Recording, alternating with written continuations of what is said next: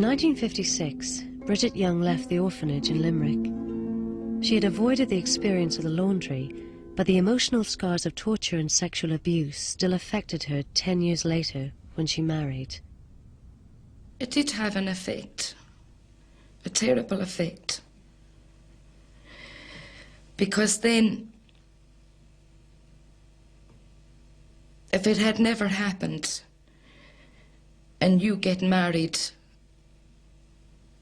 and you have a good man, whatever, you can't really fall into that marriage and feel that you're happy with that marriage. Because at the back of your mind, you don't want to know. You know, it's something that I think because of the way it was done, I just didn't want to know anything about it. You know, your sex life, it doesn't last. You just don't want. It haunts you.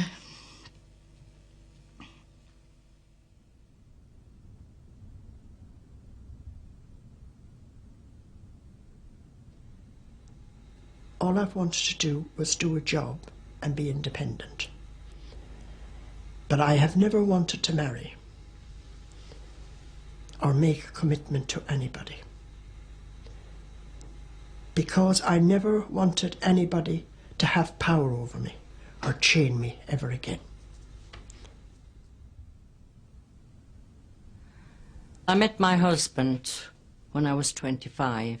He was quite a nice man. We got on very well. But I didn't like the sexual part of the marriage. I didn't like it at all. I felt it was wrong. He was very patient for a long, long time. He was very, very patient. And that, but eventually we broke up. I felt ashamed. Every time he touched me, I thought it was wrong. The nuns had told us it was wrong to let a man touch you. They never prepared us for the outside world. It was really wrong of them, you know. But I wanted to have children. And I did have children from my husband, beautiful children. Christina Mulcahy also married and had children, but she was haunted by the memory of her first baby boy, whom she kept secret for over 50 years. I've lost shame and respect and pride and everything that went with it. Any girl that has a baby out of wedlock is a fallen person, and they have no luck. They lose their respect. And I didn't tell my family. I didn't tell anybody till I told them 6 months ago. That was it. But I suffered badly through it all. With the help of her family, Christina was finally reunited with her son. She died in February 1997.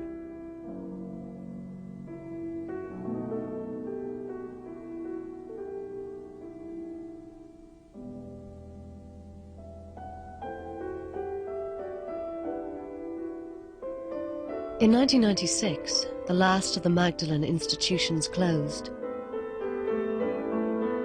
It is still not known exactly how many penitents worked and prayed behind their walls.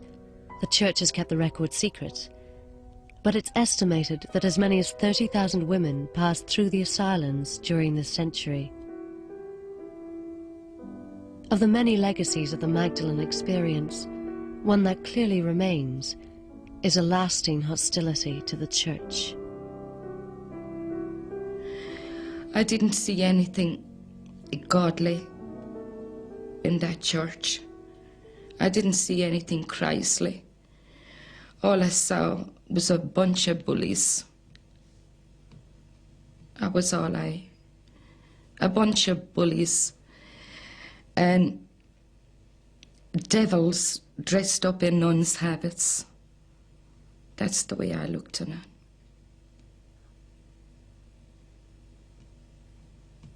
I feel nothing of the Catholic Church.